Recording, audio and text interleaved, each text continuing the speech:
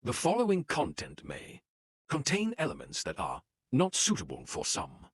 Audience, viewers, discretion is advised.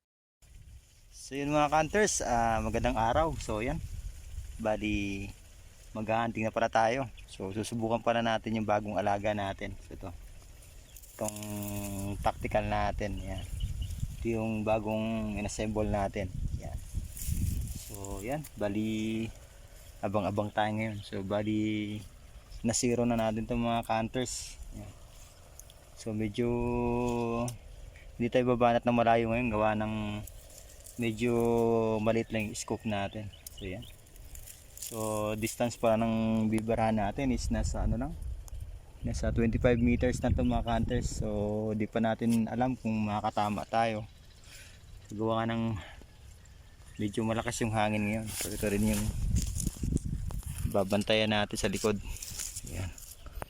So bagong ararong lupa. Yung mga hunters, so abang-abang lang. So pagpasensya nyo ng mga hunters, wala tayong scope cam ngayon. Ayan. So, ito pala yung bagong unit natin, oh. Ayan. Tactical.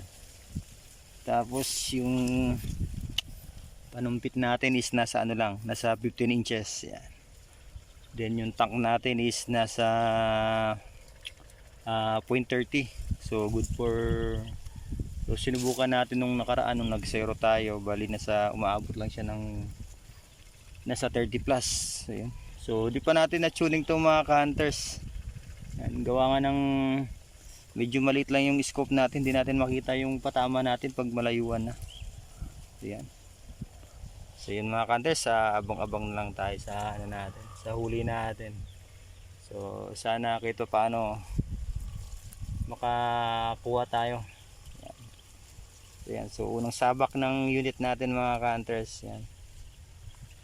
So itong receiver pala natin is galing kay Ostak. Yan. So napakatahimik mga hunters. So abang-abang tayo mga hunters. Yan. So sana ito paano makakakuha tayo. So yan, stay tuned. So yun mga hunters, ito yung aabangan natin, mga tumalunggay. So yan, so sobrang lakas ng hangin mga hunters. Yan, so nasa 25 meters lang tumahigat mga hunters itong malunggay na to. Tapos itong acacia na to nasa 20 lang. Tapos yung sa likod niya yung bayabas. So medyo malakas yung hangin ngayon. So ito rin nasa likod natin yan. Abangan din natin yan. Yung mga hunters, tayo lang tayo sa mga padapo. So update mga hunters. So bali nakadarawa na tayong bati-bato dito. Tapos kukunin na lang natin yung isang spotted dove dun sa may malunggay na yun. So nabilang pala natin mga hunters, nasa 40 meters. So kaya pala tayo palagi mababa yung patama natin. So yan, bali kunin muna natin pa makalakad pa. So bali nakakatatlong putok na tayo dito ng ano dito. So palagi mababa yung tama. So binilang natin nasa 40 meters pala. Sayang yung mga unang mga patama natin. So may nakuha tayong isa dito. Sana makita natin. Sayang. Yun. Yan ang hunters. Yan. Isang spotted dove. Yan. So balik na tayo sa kura natin. Ay, hunters, station na lang.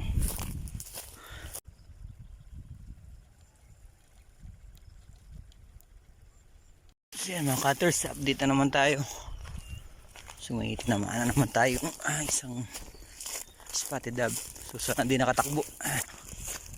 So punutin na natin. So sana hindi siya nakatakbo.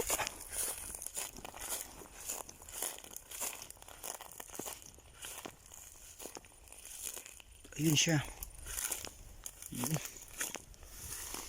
Ayos mga hunters. So nakakadalawang spotted dove na tayo. Yes. So update ulit mga hunters. So yun mga hunters, bali uwi na tayo.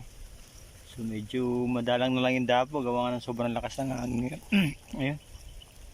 So bali naka 5 piraso lang tayo. So dalawang spotted dove tsaka 3 bati-bato. So okay na rin yun. So nagmintis tayo ng dalawang spotted, gawa nga ng malakas yung hangin tsaka di natin natansya yung patama natin.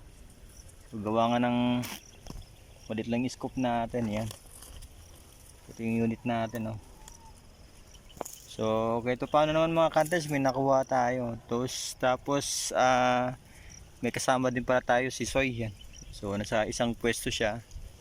So titignan lang natin kung ilan yung mga nakuha niya. So yan mga hunters, hanggang dito na lang. So okay yung unit natin. Yan. So di lang talaga natin na-tune ngayon, gawa nga ng wala pa tayong magandang panipat natin.